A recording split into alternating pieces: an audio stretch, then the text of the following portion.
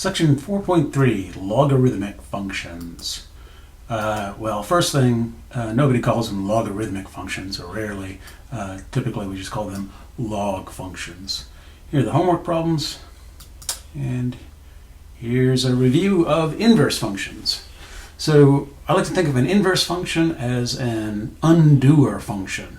So cube root of x is the inverse of x cubed, because taking the cube root of x cubed gets you back to x.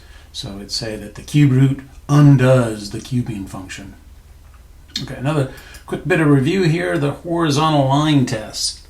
So a function has an inverse, this undoer function, only if horizontal lines intersect its graph at most once. That is the graph of the function. So the question then is, does an exponential function, a to the x, have an inverse? Well, we have to be able to picture what the graph of a to the x looks like. I guess I should say for a bigger than 1. Does f of x for a greater than 1, have an inverse? And so with the base bigger than 1, hopefully you've got that picture in your head now. Here's the graph. It's the blue graph, horizontal asymptote over on the left, y-intercept 1, right arm up. That's the base bigger than 1 picture. And as we move our yellow horizontal line up and down, we see that it intersects the exponential only one time. So that says yes, a to the x will have an inverse, right? And that inverse is defined to be the log base a function. So again, the full name is the logarithmic base a function. But the inverse of a to the x is defined to be this new function. And the notation here is a little cumbersome because we're trying to talk about a whole family of inverses. We need this subscript a.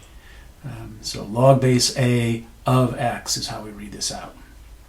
Okay, so this function is defined by this relationship. What number does log base a of x equal?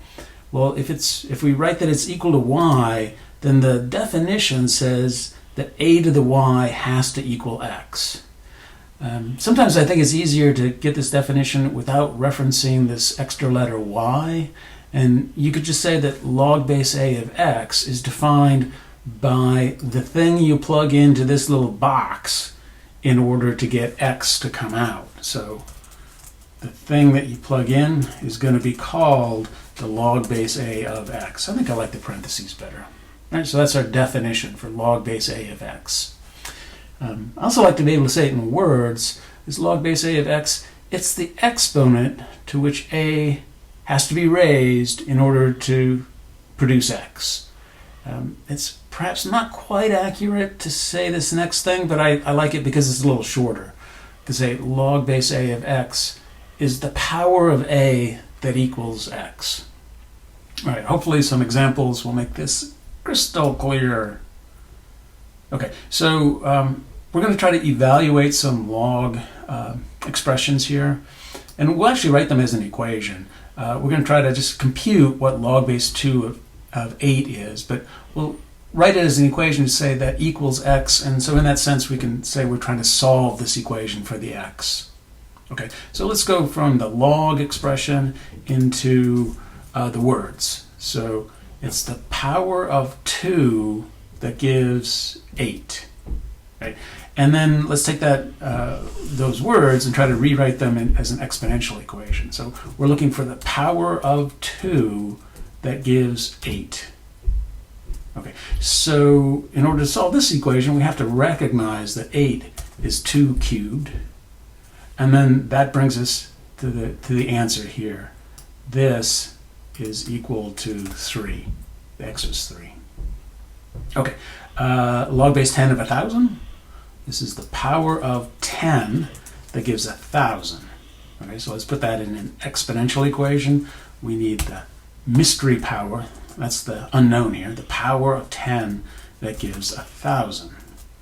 And again, we just have to have experience with our powers of 10. Like, yeah, it's the cubed power of 10. Right, so that tells us that this x, 2 in a row, we're equal to 3. Bad lesson today. It says all logs are equal to 3. Okay, I guess we've got a few more to do here. This is the power of 3 that gives 1/9. So the exponential form for this equation, it's 3 to the what equals 1/9. And maybe we'll do this in 2 steps. The relationship to 3 there is that 9 is 3 squared, and then we write that as 3 to the minus 2. So here the x turned out to be -2. Well, let's do one more with the words. Maybe we'll skip over the words here in a second, but let's put in the words here. This will be the power of 2 that gives 1. Okay, so that's 2 to the what equals 1. And this one might give you pause here, but you just have to remember that 2 to the 0 is what gives 1. So here the x turned out to be 0. Right, so this next one, this is the power of 5 that gives 5 to the 10th. Let's just go straight over here. This is asking us to solve 5 to the what equals 5 to the 10th. Well, that's one's pretty clear. It looks like the x has to be 10. Right, this last one will be a little bit trickier. Let's see. We'll go straight to the exponential equation. We're looking for the power of 8 that gives 1/4. So we might be able to do this by sitting and thinking for a while, just between the relationship between 8 and 4. But I think it might be more systematic if we try to connect both of these numbers to 2. So 8 is 2 cubed, and 4 is 2 squared. And now we're just going to use some rules of exponents here. This one exponent raised to another, this winds up multiplying the 2 exponents, and over here we get 2 to the minus 2. Okay, so that tells us, let's see, what does that tell us? It says that the 3x has to be equal to -2. And so let's go ahead and finish it here. That says the x should be equal to -2/3. And so that'll be the answer here. As I said, we might have been able to figure that out. It would be a challenge, but we could possibly have said, okay, 8, the cube root of 8 will give us 2. That's where this 3 in the denominator is coming from. And then we need to square that, and that's where this is coming from, in order to get 4. And then the minus sign will put that 4 downstairs. Okay. So we wrote the left-hand column as an equation initially, before finding the actual value. And we have a corresponding equation on the right-hand side. And this is called the log equation, and this one's called the exponential, or related exponential equation. And I just wanted to point out that in both versions of this equation, the base here is the same. So log base 10, the 10 here in the subscript is called the base of the log, and then 10 to the x, the 10 here is called the base of the exponential. So as you transition from one equation to the other, always expect this to happen. The base of the equation isn't going to change. The base of the log will be the same as the base for the exponential. Okay, let's see, where were we? We're about 8 minutes. I guess I can put in a quick timestamp here. This is it's actually at 9 minutes. Okay, so I started by saying that I think of inverses as being undoer functions. So let's just try to illustrate the use of this undoing here. This, I guess the other word I'm trying to use here is that they cancel each other out. And we can exploit this when we're trying to solve equations. So if we're trying to solve this equation for x, we see that the x is buried inside the cube function. And it suggests to us that, maybe what we should do is take the cube root of both sides. So if we take the cube root of the left-hand side, well, of course, we need to take the cube root of the right-hand side. I don't know how to make the cube root symbol with my keyboard, so I have to copy-paste it. All right. And then on the left-hand side, we use the cancellation property. When we take the cube root of a cube, those two things cancel out, and on the left, we are left with just the thing inside, the x plus 4, and it's set up here so that we happen to know the cube root of 8, so that allows us to solve for x is equal to -2. Right? And I won't solve it, but it's similar spirit here. In order to solve this equation, we see that the x is buried inside the cube root, and so our first inclination here will be to cube both sides of the equation. Okay, so that's just an example that you probably are sort of familiar with, and now we want to take this idea of cancellation and apply it to our new functions, exponential and log functions. Okay, so the cancellation rules here are log base a of a to the x equals x. Okay, they undo one another in the same way cubing and cube rooting undo one another. And the other one says if you take a and raise it to the log base a of x, you get back x. Right? This is the other undoing. This one right here, in fact, was one of the sort of alternative definitions that we gave for the log function. It's the power of a that you need in order to produce x. Okay, so we'll look at using these cancellation rules in order to solve equations, and I'll just say that we will be doing more of this in section 4.5, but it's worth looking at a couple right now. Okay, so this equation, our x that we're trying to solve for, buried inside the log function, and so our inclination here is to exponentiate both sides. So we'll take 2 raised to the left-hand side of the equation, and of course we do the same to the right-hand side. Okay, take 2 raised to the right-hand side. So if the two sides were equal, they should be equal when we put them up in the exponent spots. Right? The point of doing that is that now we get the cancellation of 2 to the and log base 2. So those are going to cancel out, and on the left we get just x plus 4 after the cancellation, and on the right we get 8. And so to finish it off, we get x equals 4. Right?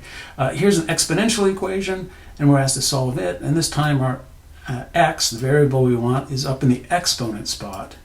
And our motivation here now is going to be to take the log of both sides. This is 10 to the 3x, and of course we have to take the log base 10 of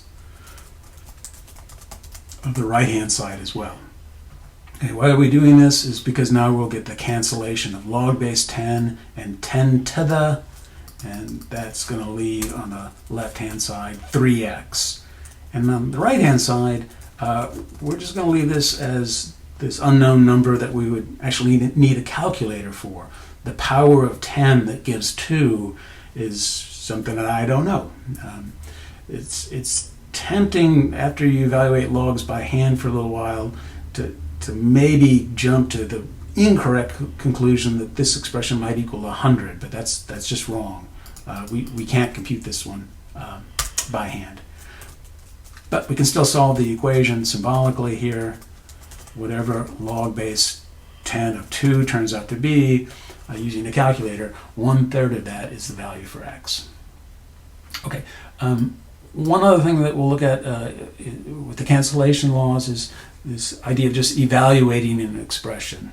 So if we want to evaluate log base 2 of 8, well, what we did before is optionally write it out in words and then get to the exponential equation and solve it.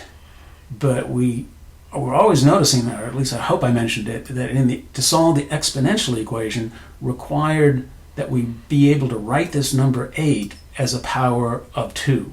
Right? That's how we're going to solve 2 to the x equal 8.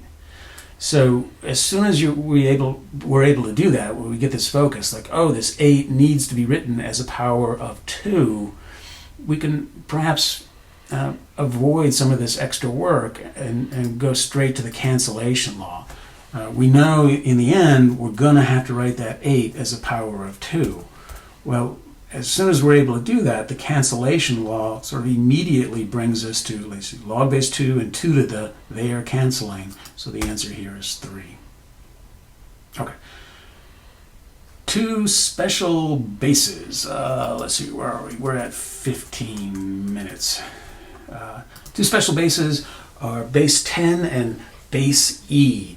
These two special bases get special names. A log base 10 is called the common log, and I guess it gets a special notation as well. If there's no subscript on the log, the base is understood to be 10. Right? So it's just something that you have to keep in mind. Log of x means log base 10 of x. And the other special base is base e. So remember, e to the x, this is an exponential function. That e is 2.7, 1828, 1828.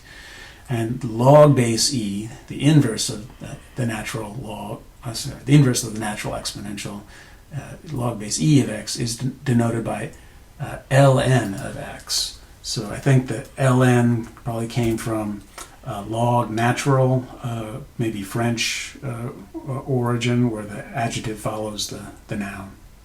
Log natural. Okay, so hopefully your calculator's got both of these buttons, both a log button and a natural log button. Okay, so evaluate a couple of these special logs. So when you evaluate natural log e cubed, you don't write this, but you have to remember this, that this is log base e. And so the log base e and e to the cancel out, and this is a 3. Similarly, when you're asked to evaluate log of 1/10, you have to remember that that's log base 10 of 1/10. Okay, so that's log, and I don't know if I guess I made that decision. I went ahead and wrote the subscript there. So this is -1. Okay.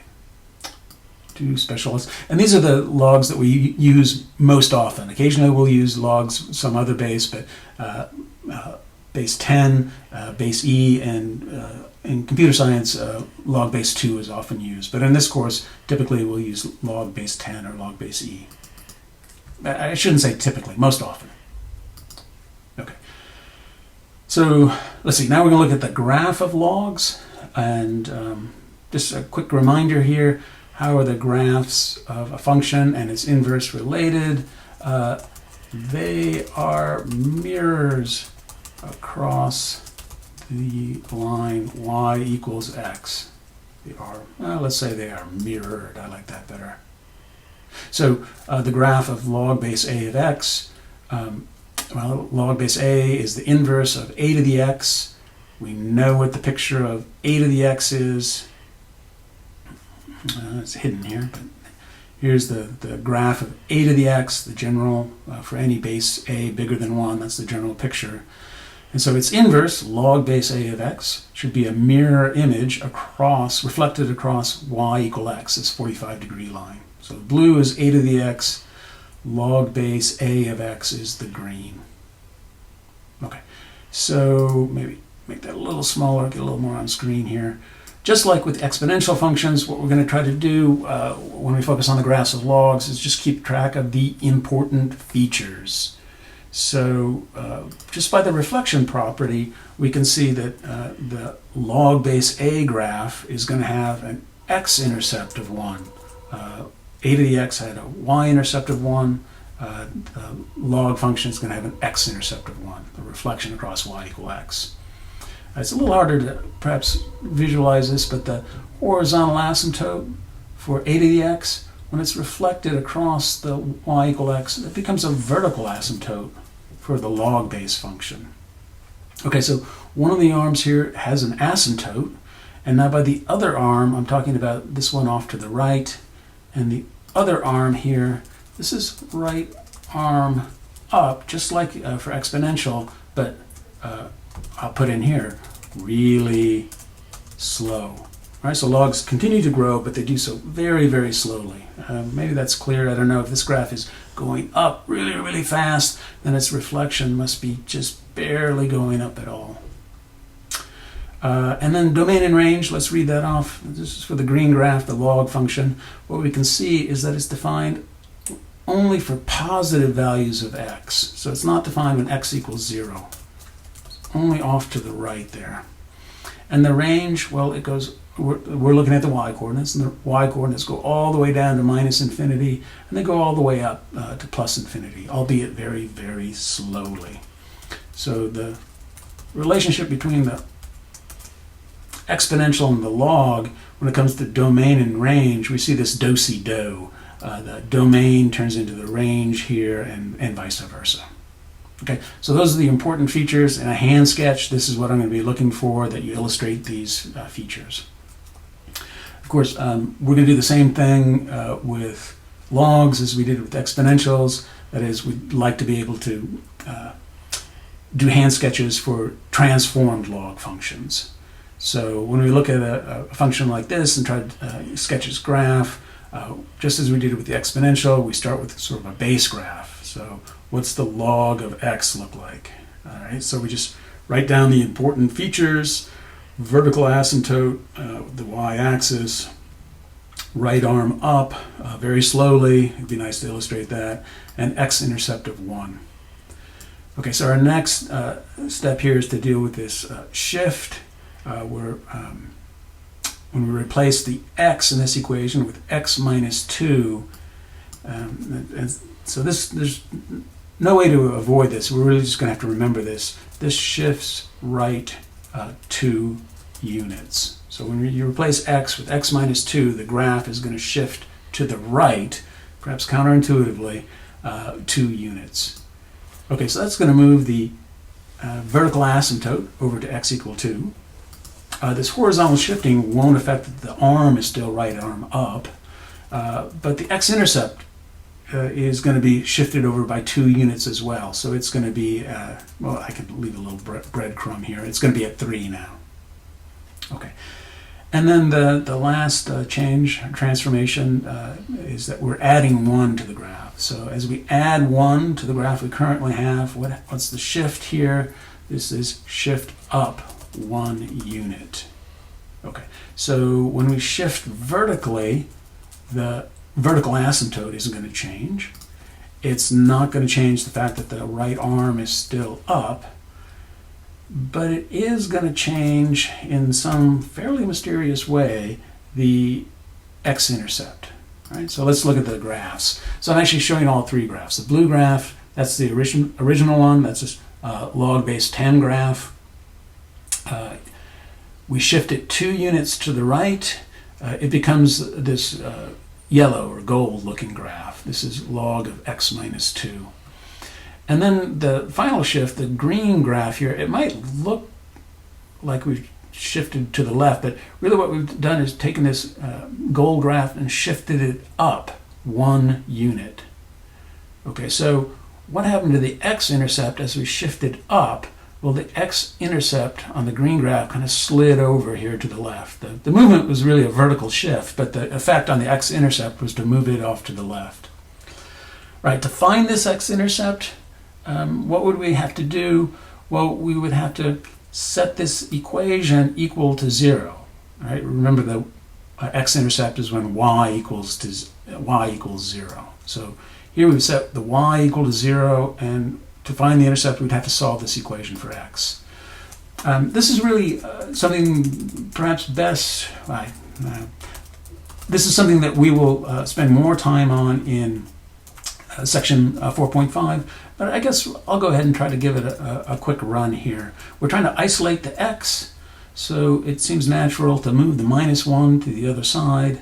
The x is inside the log function. And remember, this is log base 10. How do we get inside that log function? Well, we're going to use the cancellation law. So we'll take 10 and raise it to the left-hand side. And we'll take 10 and raise it to the right-hand side. All right. And the point of doing that, again, is the cancellation. Now the 10 to the and log base 10 cancel out, and the left-hand side is just x minus 2. And the right-hand side is 1/10, which I can write that way. And so it looks like the x-intercept here is 2.1. Okay, so I don't think there'll be homework asking you to do this yet, but in 4.5 we definitely will. And once we get past 4.5 in the graph, in the hand sketches of this graph, I'm going to want you to do this calculation and show me what the x-intercept is. Okay, last topic for the day. We are at 24:45. is trying to find the domain for log functions, or functions related to the log. So just a quick review of finding domains in a context you're familiar with. If we want to find the domain of the square root of x times x minus 4. Okay, so we look at this function, and so again, domain means the x that work, and the possible snag here is the square root function. So the domain of square root x is, well, it's x greater than or equal to 0. We have to plug in something greater than or equal to 0. So for f of x, what we see is that we need to plug in, the thing that we're plugging in to the square root function has to be greater than or equal to 0. Okay, so let's go ahead and try to solve that. Now this is a quadratic. There's an x squared in this inequality. So although it might be tempting just to divide both sides by x, that would give the wrong answer. Instead, what we need to do is solve. We're going to solve x minus 4 equals 0. And it's already in a nice factored form. So the two solutions are 0 and 4. And now we're going to do a sign chart. So when it comes to typesetting my notes, this is the best I can do for a sign chart, or the best I've thought of so far. So a sign chart, what we want to do is take the real number line, the x-axis that goes from minus infinity to infinity, and put breaks at any place where the function was either 0 or undefined. So one break is going to be at 0, and then I'll have the run from 0 to 4, and then another break at 4.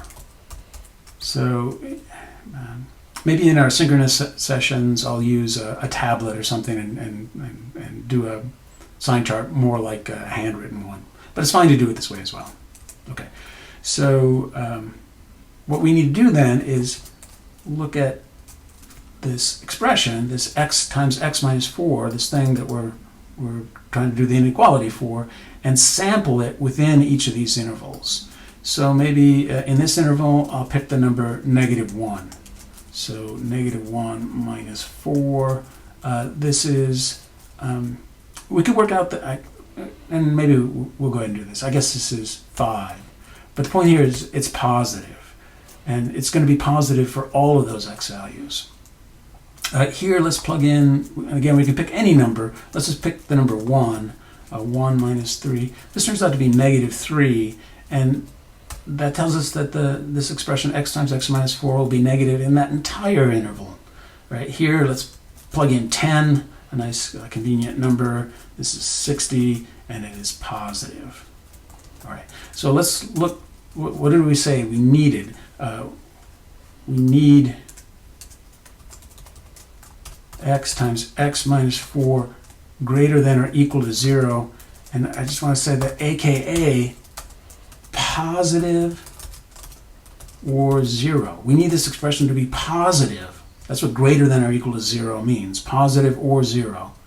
So the sign chart is going to tell us where this expression, x times x minus 4, was positive. So in the interval notation, this is going to be from minus infinity to 0. And this will be a square bracket. Oops. We'll say why just a second. But there's more. Wait, there's more. This expression was also positive from 4 to infinity. Uh-oh. I was in the wrong spot there. From 4 to infinity. Okay, the square brackets mean that we are including the numbers 0 and 4 in the domain. And that's because this expression x times x minus 4 is equal to 0 for those two numbers 0 and 4, and that is permissible to plug into the square root function. Square root of 0 is 0. Okay, kind of a long review. Let's bring it to bear on our new functions, the log functions. So 3 examples. First one, evaluate log base 7 of 0. Okay, so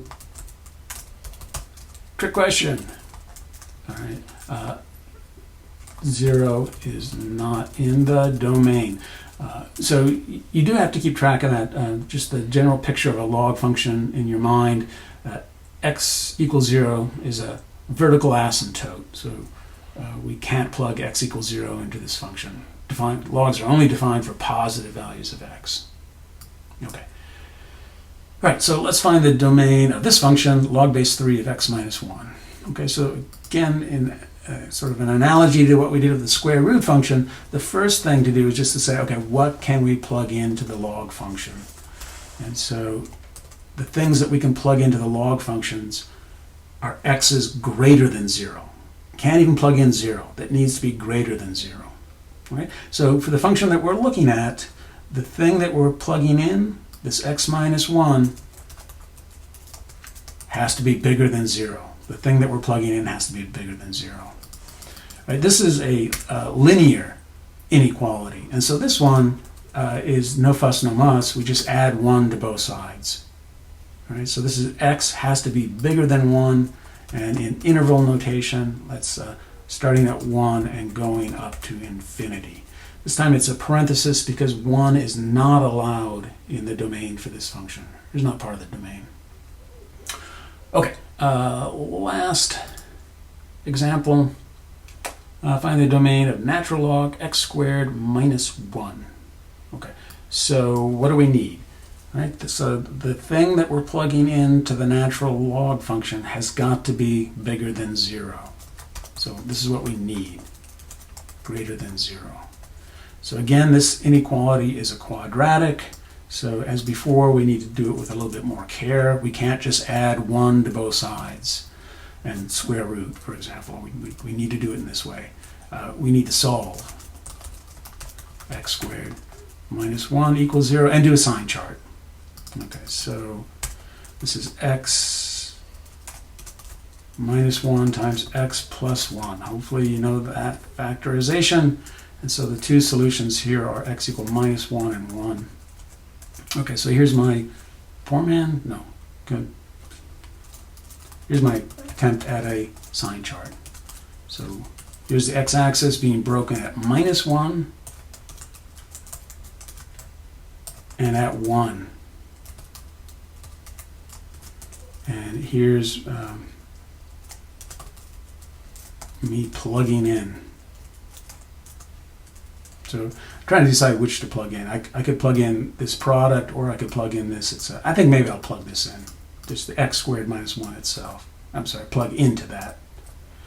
Okay, so if I plug in like minus 4, minus 1, that's, so make sure you understand this is minus 4 times minus 4. That's 16 minus 1. I'm not even going to record what it is exactly. I just want to write that it's positive. Here, this would be 0 minus 1. This is negative. And if I plug in, let's see, positive 4, say 4 squared minus 1, this is, whoops, I got out of my box. This is positive as well. Okay, so the x squared minus 1 greater than 0 means x squared minus 1 positive. Again, just making that connection. And so the domain here is minus infinity. Oops, I got my parenthesis. So it's just a convention that the infinities always take parentheses, not square brackets. So positive here, and that was from minus infinity to minus 1. And then positive in this portion here, and that was from 1 to infinity. Okay, the 1s are not included this time because for the natural log function, the thing that we plug in has to be bigger than 0. At 1 and minus 1, the thing that we're plugging in would be 0 itself, which is not allowed. Okay, last thing I want to say about this is for quizzes and exams, they're going to require clear hand calculations supporting all your work. So if you're asked questions like this about finding the domain for a function, I need to see this level of detail. I'm going to need to see a sign chart worked out when it's required, when you have a quadratic like this. Now, it's certainly allowable for you to check your answer using a calculator. Just graph it and see what values of x it worked for and where you got an error or whatever you like. But you do need to practice doing these sign charts. All right, that's it.